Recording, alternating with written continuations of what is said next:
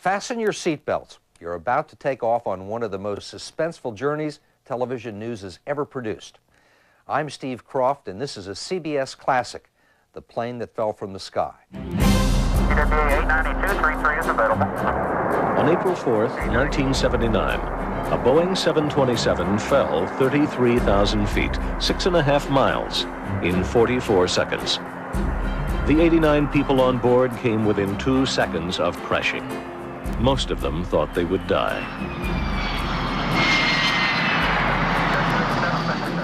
For those of the 89 who still fly, every landing they now make is a miracle. Tonight, we're going to find out what happened during one of the most extraordinary flights in the history of commercial aviation. In a moment, we'll take you back to April 4th, 1979, and put you inside the plane that fell from the sky.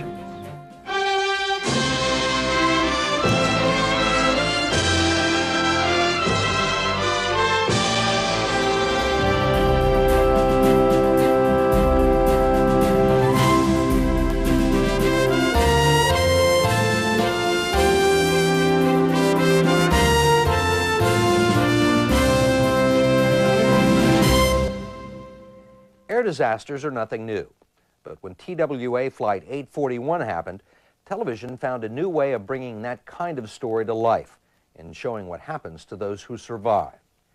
The CBS classic broke new ground by daring to blend the hard facts of journalism with the theatrics of Hollywood. It sparked controversy, but earned near-record ratings in the process.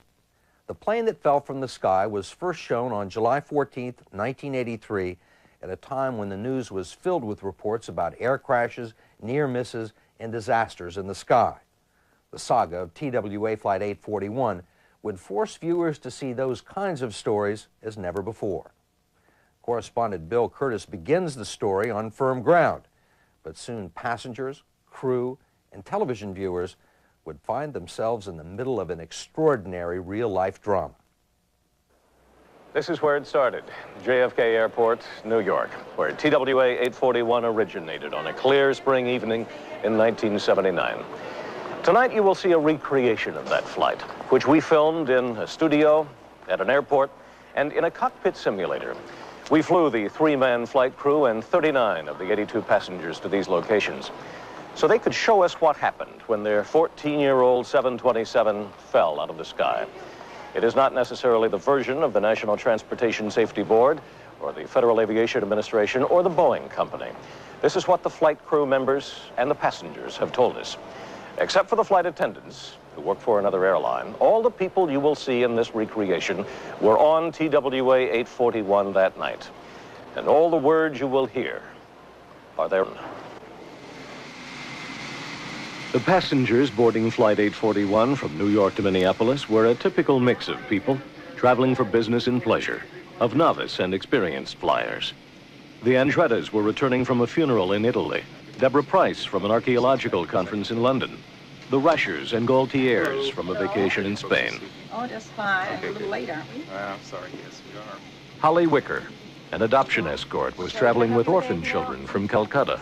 Seeing the children through the long, strange flight to their new homes in Minnesota, Holly and Cheryl Fisher had just taken charge of the children in New York. Excuse me, you're going to need to buckle her in. The children were tired in that they had been in the air for a long time, but they knew they were going to their new moms and dads at that point, and so they were excited.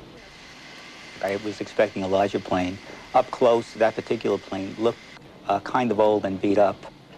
It looked like a real Model T 727. Salty, 20-year-old airplane. Certainly not a new piece of equipment. There was plenty of time to settle in.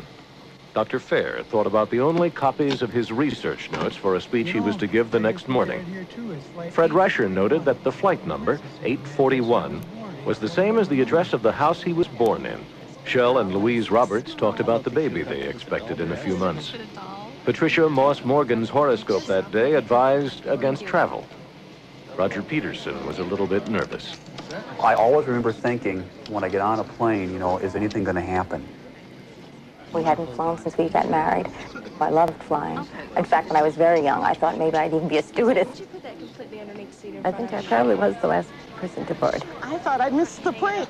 I just have been a person that has tried to let my head rule my fears, and so I've always known that flying is by far the safest way to travel. Come and check. Brakes. For the crew, 841 was just one more leg on a flight package which began the day before in Los Angeles and took them to Phoenix, Albuquerque, Amarillo, Wichita, Kansas City, Chicago, Columbus, and Philadelphia. Normal. They had rested a while at Kennedy Airport and picked up this 727 for the night flight to Minneapolis. The plane that we picked up was dirty, filthy, and it was going to be night, so I cleaned up the cockpit as best I can. We were on the second day of the trip at this point, so we know each other pretty well by this time. I've flown with Scott a few times before, and I'd never seen Gary before. Scott was a nice guy, first rate from where I was at.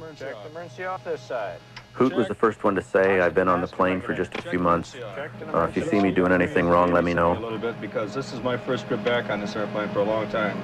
So just keep an eye on me. Kennedy Ground Control, this is PWA's 841. We noticed an awful lot of lights out here ahead of us. We just wondered where we are in line for takeoff. Number 27, all right. We were about 2.5 hours late before we actually departed Kennedy.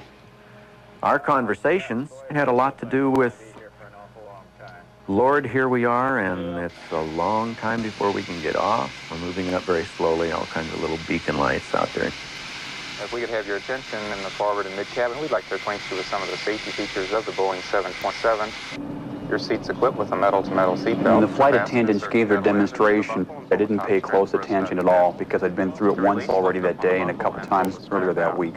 We thank you for your attention and hope you have a pleasant flight. I thought it would be interesting to write to my son about the takeoff. We look out and all we can see are little blue lights in the middle of complete blackness.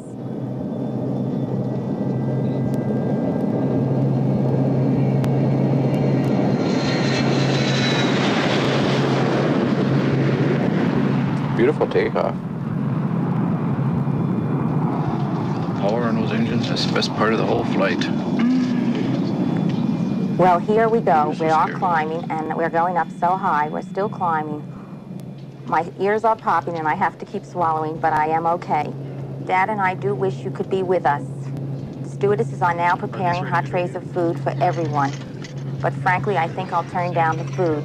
I'm going to rest for now, and I'll let you know how the landing takes place. The older children were pretty hungry by then, and we were sort of waiting to see which American foods they were going to accept and which they were going to reject. A little bit. We climbed to 35,000 feet, and we were in the clear. Sure is smooth to have a wind that strong. At that altitude, we were experiencing a considerably heavy headwind. I did a ground speed check. It looks like we've got about 100 to 110 knot loss here at 350. Hey, Gary, why don't you tell me when we're lining up for 39 and we'll go on up. When it came time, I said, you know, it's time to roll. We can go up to 39. Anytime you want. Roger. Third, TWA's 841 is cleared to flight level 390. Ladies and gentlemen, this is the captain. We've been cruising at 35,000 feet and experiencing headwinds of about... He did tell us he was going up to 39,000 feet. And I got up and left my seat and went to the bathrooms. We'll be climbing up there shortly. Thank you. My husband, being a smoker, decided that he was going to go back of the plane and smoke. I proceeded to spread my cosmetics on the counter and then started combing my hair. I sat in the back of the plane, lit a cigarette. I think, how smooth this flight is. It's like sitting in my living room. It was a very clear night outside, pretty close to a full moon. Scott was doing a ground speed check, and Gary was just making final adjustments on the power. The first thing I noticed was very slight vibration. You can feel it in the balls of your feet, you know, just a high-frequency vibration in the airplane. All of a sudden, there was sort of a shudder where the whole plane shook. What is that? Mom, what's happening? I don't know. The check is down, Mom! Don't worry, I'm going to die. I'm going, oh. The nose went down. I couldn't control the roll rate. Get him up! I look towards Get him up! Get him up! Get him up! He's hollering, get him up, only no one's responding yet. And he was telling me to pull the spoiler handle. He let go of the wheel with his hand and reached over and pulled him up himself. That doesn't even slow the plane down. That doesn't even start to slow the plane down.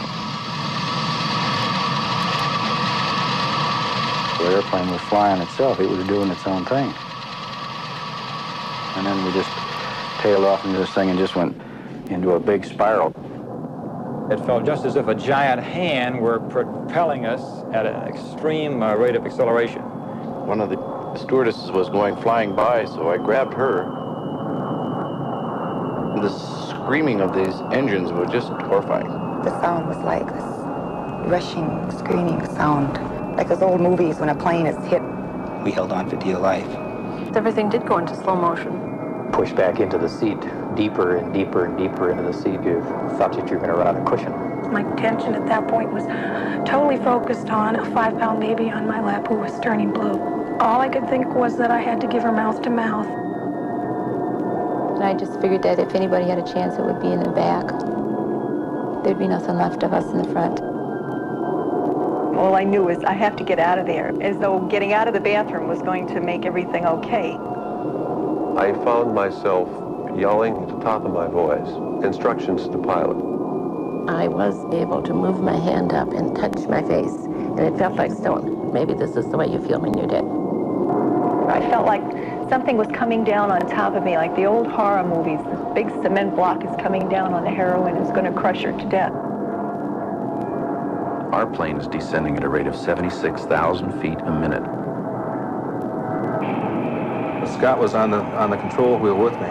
Tried going forward, backward, reversing the controls, ran the spoiler handle up and down at least a couple of times. Nothing was effective at all. It'd be like sitting in your car on a grease rack or something, or nothing's hooked up. I just knew that what we were doing wasn't regaining control of the aircraft. And I literally say to myself, my God, it's all over. I wonder what it's going to feel like to hit. I think we just accepted the fact that everybody was going to die. So I asked the Lord if he wouldn't save all the passengers in the plane, perform one miracle. All human beings have an end. This is mine, and I found myself ready for it. I won't feel any pain. It'll just be lights going out. I knew I was going to die alone. I said, I love you, Lord. Please make it fast. I shut my eyes and expected to hit the ground. The first thing that came into mind was the landing gear. I held my hand out, and the captain saw it, and he said, yeah, gear down. And I put the gear down. Suddenly, the plane is reacting. And the G-forces on the plane are increasing so fast. Oh God, no, I'm going black in the middle of an emergency. Come on, baby, pull it out. Come on, baby, pull it out. Pull this sucker out!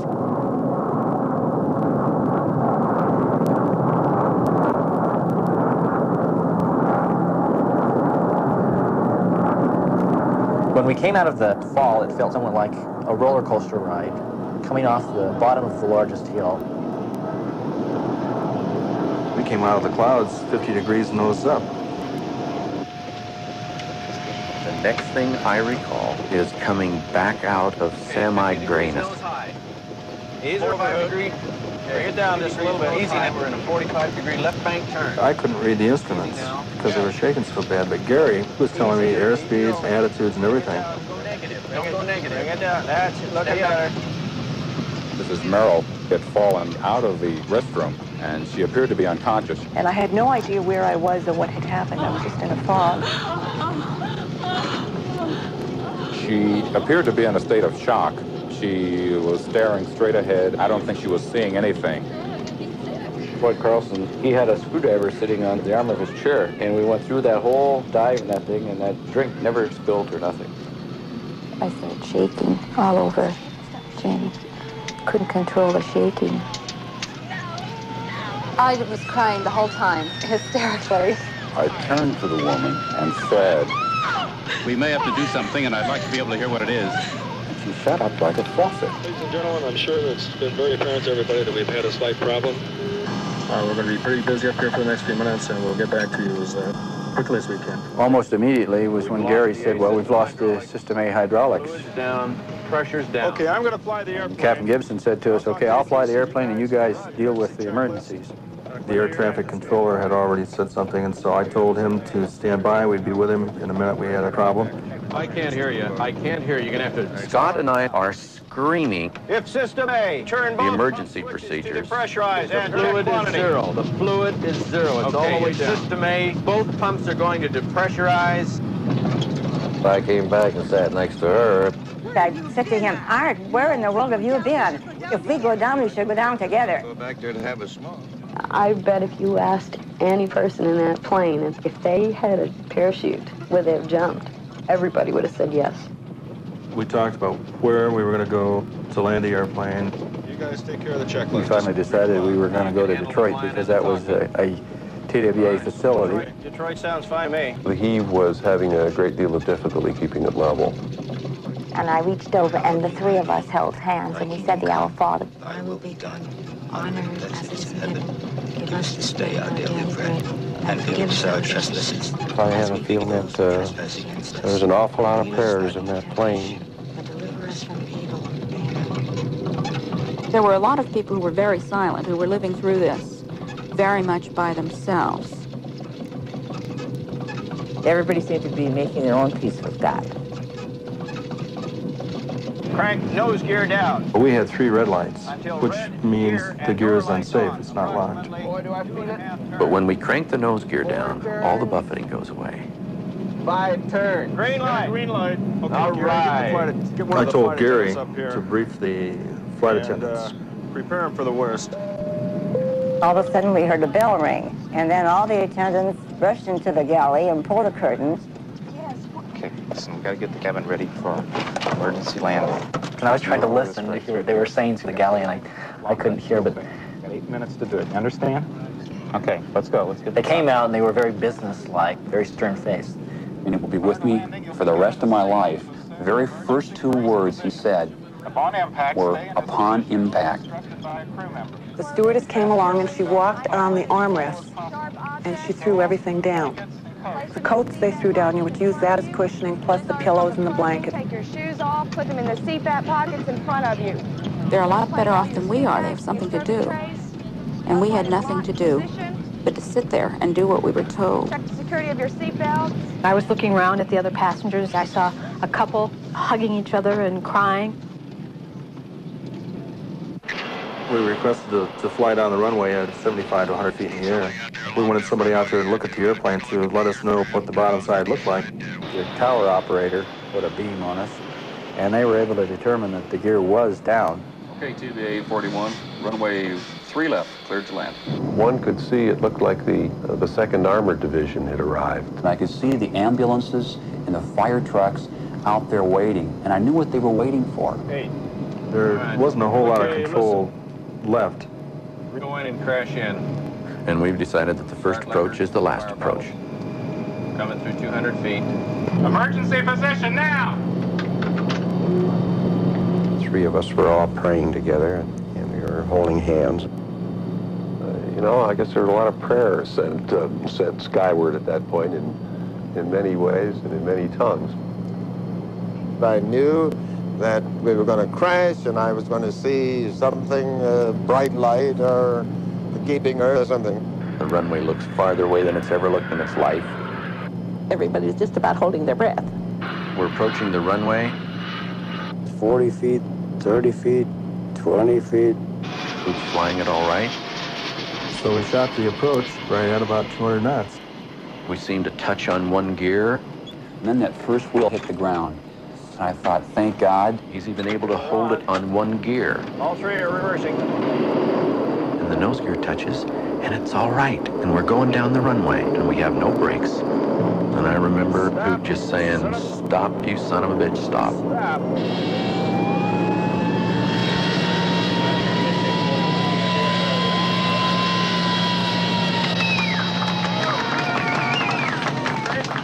Everybody was just whistling and shouting and applauding. There was a tremendous sigh of relief. Praise the Lord. They were home. As we walked out of the airplane, the stewardess that I grabbed a hold of, I gave her a hug as we left. The door of the front cabin was ajar. Thank you for bringing us in. That was a remarkable job. Thank you, sir. The two members of the crew were sitting and staring straight ahead, almost as if they were in shock. I felt very much like kissing the earth. I was glad to get on terra firma. It was unbelievable that here it is. But we're just happy to get our feet back on the ground again. The minute I got off that plane and stepped onto the first step, I knew we were all right. It appeared to me as if a bomb had exploded underneath the plane. There was kind of a hole. I can't believe that landing gear wire didn't collapse. We never imagined that it was possible to get the thing on the ground in one piece. On this night, they were heroes. But it would be only a matter of days before the federal investigators' questions would begin to cast doubt on the crew's story. In a moment, we'll return with a look at that investigation.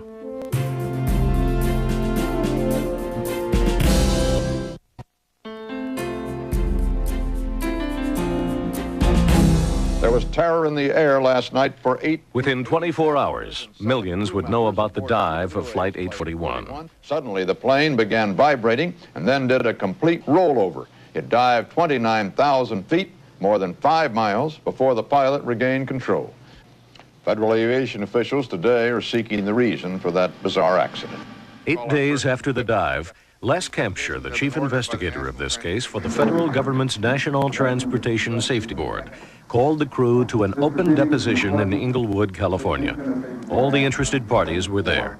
ALPA, the pilots' union, TWA, the carrier, Boeing, the manufacturer of the 727, the Federal Aviation Administration, and the press. When the airplane rolled the first time, the nose dropped considerably. So when it rolled the second time, the nose dropped considerably more, and then... It was the pilots' first and only chance to tell their story before an official body. But instead of probing the pilot's version of what happened, the questioning focused on an unexpected issue, the cockpit voice recorder. The cockpit voice recorder indicates an erasure.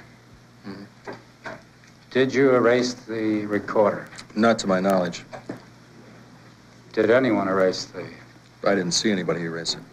But it was erased, and that made the investigators suspicious. Was the crew trying to hide something? Would you agree with me, sir, that this investigation is handicapped by the absence of a cockpit voice recorder? Nobody wishes more than I do that we had this thing, because what it would have done, it would have made the two crew members that worked with me, it would have made them look really good because they did a real professional job, and I wish that we had this information also. Well, sir, would you at least agree with me that whatever information was on that cockpit voice recorder, this investigative body, will never know? The erasure was a turning point. Soon after this meeting, Chief Investigator Campshire told Aviation Consumer Magazine, "I assume they're hiding something. I just can't prove it. I'm satisfied there was nothing wrong with the airplane." The NTSB said he was misquoted, but the pilots were convinced he had made up his mind against them. Did Hood Gibson press this button and erase the tape recorder? It was never determined, but the pilots don't think it should matter. Throughout the airline industry, they were routinely erasing the tape after every flight.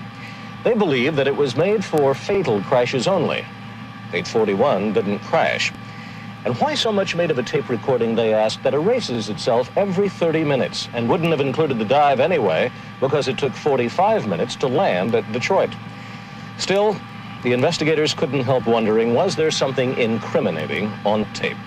An assumption that infuriates co-pilot Scott Kennedy. You find out, we certainly didn't have time to sit here and work up some kind of a lie. We just had our hands full of a very sick airplane at night. Investigators inspected that sick plane in Detroit the day after. The underside was torn. The landing gear was hanging loose. But the most obvious damage was a gaping hole in the right wing. The leading edge slat, number 7, was missing, and the inside part that makes it extend and retract, called the actuator, was gone. The National Transportation Safety Board asked Boeing, the plane's manufacturer, to conduct tests. Once again, the pilots take exception. To them, Boeing is not exactly a disinterested party. To have Boeing conduct your investigation for you as to what went wrong with the airplane is like putting Dracula in charge of the booking. Is it a common practice to have the plane's manufacturer do the tests on the plane as happened in 841? Yes, it is, and the most of the time. Now, and the reason for that is the depth of technical knowledge of... Boeing declined an interview, so we asked C.O. Miller, former director of the National Transportation Safety Board's Bureau of Aviation Safety, about the policy of having a manufacturer to its own plane. Wouldn't one expect them to protect the airplane? Again, to some degree, I'm sure. What did Boeing find? They found evidence of misalignment and metal fatigue here in the number 7 slat. But the chances that it somehow extended on its own at 39,000 feet because of a crack in the actuator, the part that pushes it in and out right here, were impossible. They wrote the NTSB that Boeing has no record of any such fracture occurring in the 16-year, 36 million flight-hour service history of the 727-8. Are you satisfied with the Boeing contention that it's impossible for the actuator to have extended independently because it had never happened before? Absolutely not. That is the most violent affront on logic of safety engineering I've ever seen. But let's get back to basic physics. You've got something out there which is doing a job, it's got loads on it and everything. You come out after the accident, you find it broken. And to coldly, and I use that word advisedly, coldly suggest that this can't happen. I would take issue with that. I don't care who says it.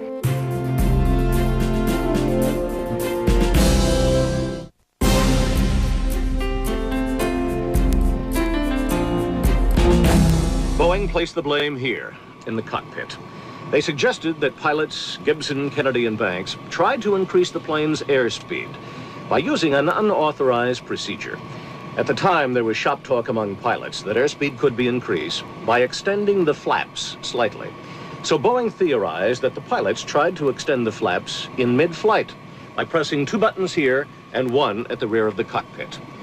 If that is what the crew did, the procedure proved disastrous. The plane rolled to the right, turning over once, and during the second roll, it went into a nose-down spiral heading straight for the ground, falling 33,000 feet in less than a minute. The maneuver, which they claim caused the dive, is labeled the Boeing scenario. Had you ever heard of that scenario or that kind of practice before? No, I never had.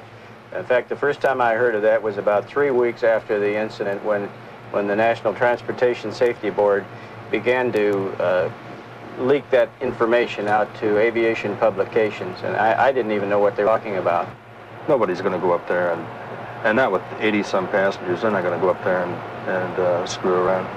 What would you have done if Hoot had done the maneuver, the scenario? I would have probably turned him in at the earliest opportunity as fast as I could. Have no problem with that one. The Boeing scenario was a theory only, and both TWA and the pilots' union demanded it be withdrawn from the report because it went beyond what Boeing was instructed to do, conduct physical tests. Boeing complied and took it out of the report in November of 1979. But the NTSB investigators would not forget it. A year and a half later, when they met here to issue their final report, the Boeing scenario was adopted. The crew's manipulation of the controls, it said, was the probable cause. Now, it was official. It was the crew's fault. We wanted to ask the NTSB and Boeing what evidence supported their conclusion. They refused an interview because of pending lawsuits. However, But safety investigator Jim McIntyre, speaking for the Airline Pilots Association, thinks the report went beyond what the NTSB could prove. This conclusion is not based on any evidence. It was reached through a theoretical elimination of any possible mechanic failure. TWA Vice President for Public Affairs, Jerry Cosley, gives us the airline's view. But we don't think that Boeing's position in the thing should automatically turn the cannon on the cockpit crew. They have testified under oath.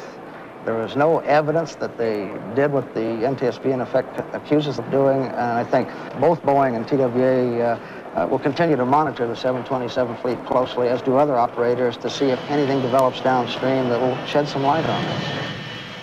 But they do more than monitor their aircraft. Even though the NTSB report cleared the plane of mechanical failure, TWA and the other airlines changed their maintenance procedures to inspect for actuator cracks more often. And the government's own agency, the FAA, recommended more frequent inspections of actuators for all carriers. And what about the actuator that was on the original plane? Most of it was never found, but a portion was sent to Boeing for testing. It's now missing, discarded or destroyed by Boeing after tests. And what about the pilots? Even before the official NTSB report blamed them for the dive, the story spread throughout the airline industry that they had been fooling around, experimenting in the cockpit. They feel it destroyed their reputations. They have become bitter at the thought that TWA and their union hadn't been stronger in their support. And in their isolation, they developed their own theories about why the blame has been pinned on them. I don't know that I was framed, but I think that the crew was used as a scapegoat. If you're conducting an investigation on your own aircraft and there's a chance of it being grounded, if you got a serious problem in this area, I think the best thing you can do is run way down the street and build a great big fire and get somebody's attention while you work on your problem over here. And the fire being pointing here at the crew. 18 months after the NTSB issued its final report in this room, the pilots' union petitioned this board to reconsider its findings. The three pilots view this action as too little, too late. They have already put their case in the hands of the courts. They have filed a $20 million libel suit against Boeing, the FAA, and the NTSB to clear their names.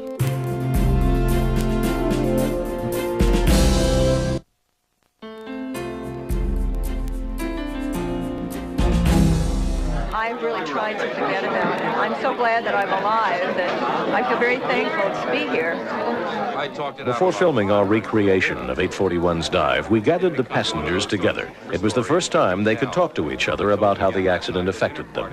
I've become a fanatic. I've read all kinds of things about airline safety. I get in a plane now and I do everything that you're supposed to do. I read the cards, I find out where the exits are. But you can't get in a plane. Only with Valium. But I think it's hard when you're alone. Like today I was noticing people who were alone on the plane and I'm thinking, God forbid if something were to happen like this again. How do you cope when you're all by yourself? I saw a psychiatrist for about 6 months and he did a lot of good. He helped me through it. And I remember thinking something like I forgot to tell my wife that I loved her before I left. And only after this whole incident, I realized that I really didn't love her. So I got a divorce.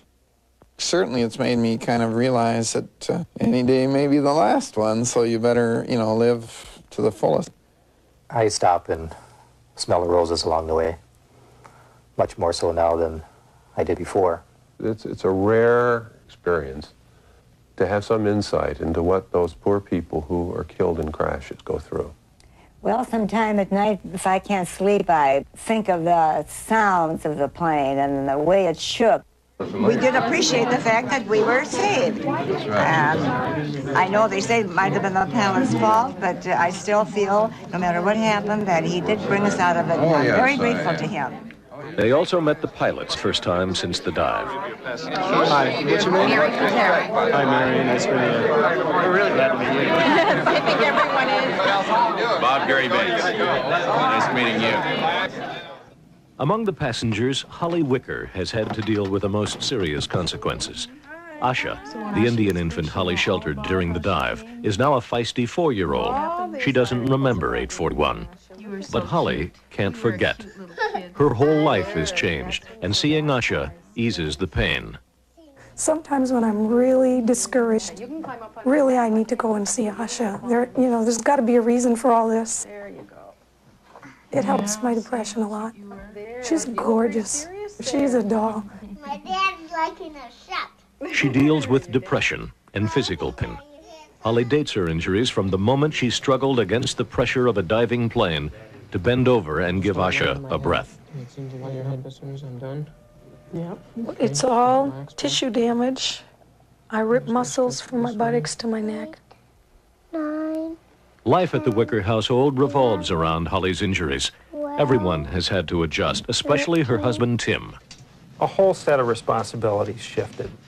We have most all of the house cleaning on schedule and the tasks allocated. Every Saturday morning, in a couple hours, we do a real good job of getting the house spruced up. Get salad things out and get a salad made. Not only have the household duties shifted, Holly's injuries forced her to give up her full-time job. So the Wickers joined 11 other passengers in suing TWA and Boeing. Holly and Tim were awarded almost $400,000. But even with the settlement, the Wickers will still be measuring their loss. Whoa, keep turning. It's real painful for me to think about the things that she can't do anymore. Can you stop without falling down? And I had to come to grips with what worth is a person if they can't do anything. Where is my worth? I'd always judged my worth by what I did. For the pilots who flew 841, coming out of the dive was the easy part. The strains of all the months of investigation left them raw and dangling. It's affected me mentally to a great degree. Nightmares for well into 2 years. The nightmare has the captain turning around here with the magic face. Remember the show Magic? All right, with the magic face turning and then smiling, and then the face flips over into camshire.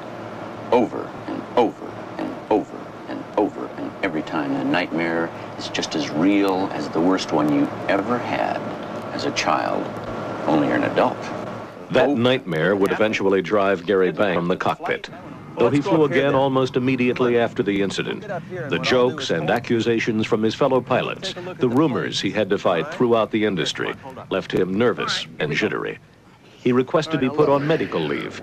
During the time off, TWA furloughed Gary along with other flight engineers in his seniority class. So that's a different kind of plane. That's not like the one I used to fly. The hope of any medical help from TWA was now gone. It's been a very tough haul, and I have extreme bitterness for TWA. They furlough me out on medical, they furlough me out cold. Gary resigned from TWA and moved his family to Pittsburgh, where he started a new life, teaching business at a local college. Gary was hard on himself because he was so criticized. He's coming towards you. Oh, they're coming back. Come on over here, Nay. As other pilots judged him and judged the crew, they did not judge them favorably. I think he felt people were coming at him, pointing a finger, saying, hey, you're guilty, you're everything but what you are, and that is a pilot who helped save an aircraft. I knew that he, in many ways, had really died on that aircraft. It wasn't death by flesh, of course, but he did die, and a new person was kind of emerged or born again, if you will. Almighty God, unto whom all hearts are open. I think it has taken Gary almost 4 years to really be happy with himself again. I'm pulled out of a situation that constantly reminds me of trouble, and I take on another job, and I'm feeling excellent about me. If you had a professor up here who was straight theory and not pulling in the practical side. And I drive home every day feeling good about that day's work. A bit of irony, I get a letter from the Vice President of Academics that says, we have another letter of recommendation from a student, keep up the good work. And yet on the other side, we save a whole damn plane of 89 people, and I haven't heard thank you yet.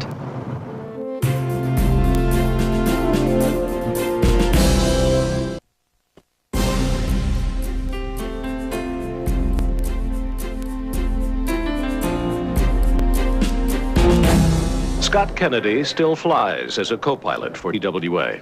Outwardly, he seems the least affected. Oh, look at that. That is just fantastic. Look at that. You didn't have a rifle. The Kennedy family had always dreamed of moving to Colorado.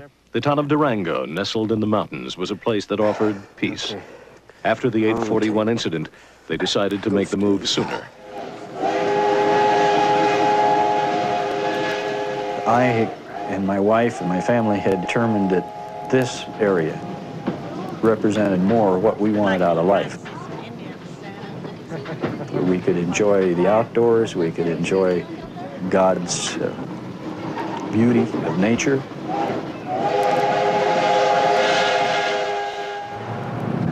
Las Vegas was Hoot's home for 14 years. His friends there saw him through a divorce, but supporting him throughout the investigation proved harder. Since this event's happened, it's been a little difficult living in my community. Like when I used to go out and run, you know, people wave at me now.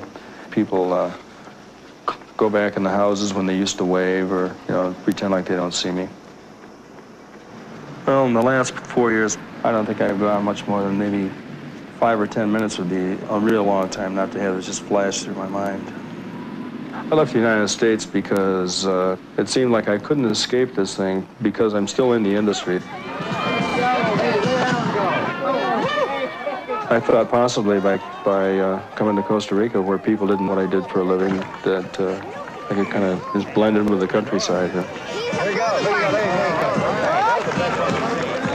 And down here, I just feel the people, they're friendly people and they like me just because I'm me. Nobody knows about TWA's Flight 841, and they could care less. Costa Rica was kind of an escape, I guess. I came down here hoping to get away from everything. It's a beautiful place and living is reasonable. I hadn't relied on anything other than aviation up until the last 4 years, and when this thing happened, it took me about a year to decide that maybe I wasn't going to be able to, you know, to maintain and do this job under the pressure. While still flying for TWA, Hoot began to spend time in Costa Rica working on a jojoba bean farm he owns with friends. His instinct that he needed an occupation other than flying proved to be right. His career as a TWA pilot may have ended because he's developed serious health problems. He blames them on the battle to clear his name. I think it's had a greater effect on my health and negative effect than anything in my whole life. I have an ulcer, a stomach problem right now. I'll be grounded for a mandatory 6 months. Maybe this little bit of time off will give me the break that I need. Maybe I can go back and handle things a little better. A lot of the people, I think, don't have any idea what they're in for when they're confronted with a situation like this. The last 4 years haven't been too great. I don't know what I can do to make it be over for me. It's just that I can't get it out of my mind. For Hoot, Scott, and Gary, Flight 841 has never landed. For people who care about air safety, the NTSB investigation is far from conclusive. But the 727 that fell from the sky 4 years ago, it takes off and lands somewhere around the country almost every day.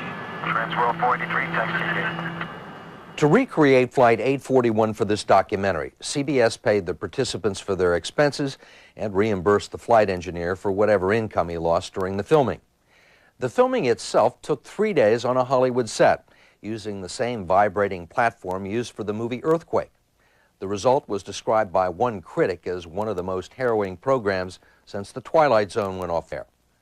The pilots profiled continue to live in their own Twilight Zone of bitterness and anger, but they have tried to move on. Gary Banks has moved to Washington State, where he's teaching. J. Scott Kennedy continues to work for TWA these days as a flight engineer. He still resides in Durango, Colorado. Pilot Harvey Hoot Gibson retired from TWA in 1989. He told us that he hopes the case will one day be reheard and that the problem he believes caused the crash, a faulty rudder actuator, will be acknowledged and corrected. As for the lawsuits the men filed, the court eventually found that Boeing and the safety board showed no malice in their report on the incident. The lawsuits were dismissed. I'm Steve Croft, and those are the people who touched our lives from CBS Classics. And that's the way it is. And that's the way it is. That's the way it is. It's a Motor Cronkite, CBS News.